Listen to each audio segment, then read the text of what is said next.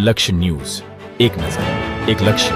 માં આદ્યશક્તિ જગત જનની જગત અંબાના નવલા નોરતા આજે પૂર્ણ થયા. નવ દિવસ માટે માતાજીની પ્રતીક્ષામાં જવારા અને ગરબીનું આજે દશેરાના દિવસે વિસર્જન ડભોઈ નગરના વિવિધ તળાવો અને નદીમાં કરવામાં આવ્યું.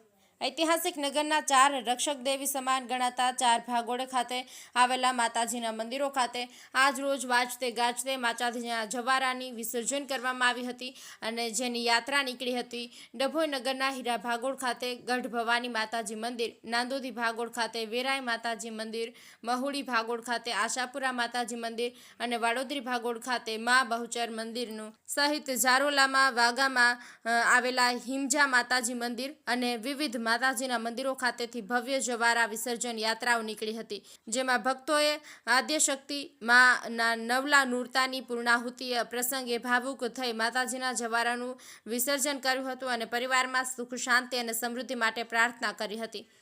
નિરંજન ચૌહાણ, ડભોઈ.